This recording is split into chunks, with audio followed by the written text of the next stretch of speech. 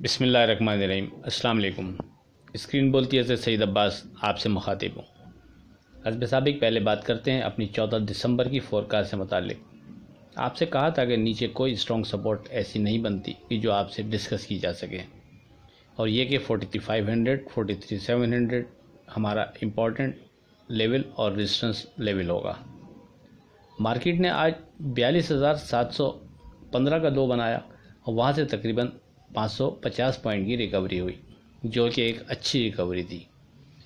आपको याद होगा 3 दिसंबर को भी मार्केट ने तकरीबन इसी लेवल यानी 42,752 का लो बनाया था और वहाँ से मार्केट ने बाउंस बैक किया था। बहरहाल एक दफ़ा फिर 42,700 के करीब मार्केट ने सपोर्ट बनाई है।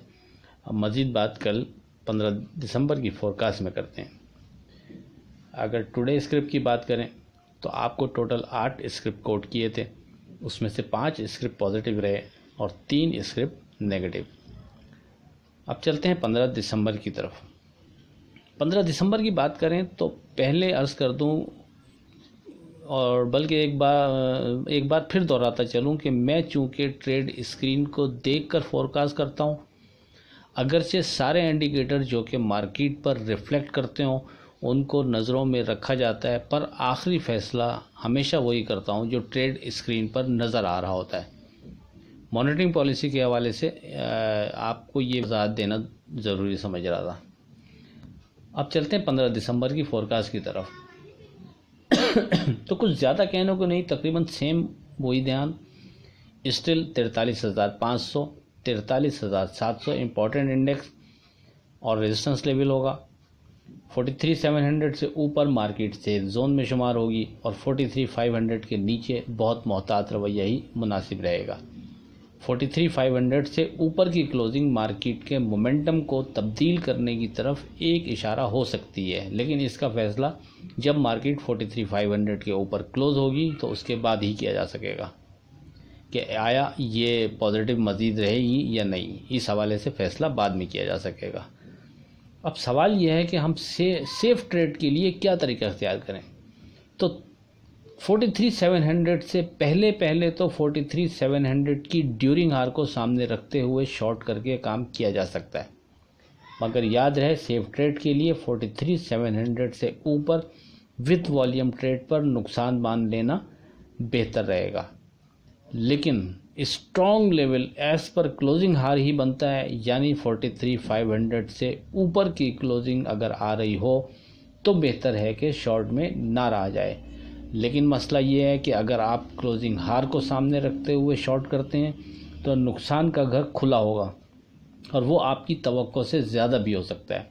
इसलिए इसका फ़ैसला आप अपनी अपनी ताकत के हिसाब से कीजिएगा, और अगर आप तेज़ी में हो तो 43,700 के बाद 43,500 पर लाजमी फोकस रखिएगा और 43,500 के नीचे विथ वॉल्यूम ट्रेड पर बहुत ज़्यादा मोहतात रवैया ही मुनासिब रहेगा। अगर आप मुझसे पूछें तो मैं 43,500 की क्लोजिंग हार को सामने रखते हुए ऊपर आने पर शॉर्ट करके ही काम करना बेहतर समझूंगा। टुडे स्क्रिप्ट की बात करें तो इसमें भी ख्याल रखिएगा कि 43,700 को सामने रखिएगा। अगर मार्केट उसको क्रॉस ना कर पा रही हो तो फिर टुडे स्क्रिप्ट में भी बहुत मोहतात रवैया रखिएगा, या 43,700 को क्रॉस करने के बाद अगर मार्केट 43,500 के बिलो ट्रेड शुरू कर दे तो भी बहुत मोहतात रवैया रखिएगा और स्टॉप लॉस को सख्ती से फॉलो कीजिएगा। लॉट चैम स्टिल पॉजिटिव 1285 के नीचे स्टॉप लॉस 1350 के ऊपर स्ट्रॉन्ग जोन।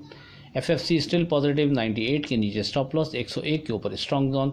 ईफर्ड स्टिल पॉजिटिव 7450 के नीचे स्टॉप लॉस 7610 के ऊपर स्ट्रॉन्ग जोन।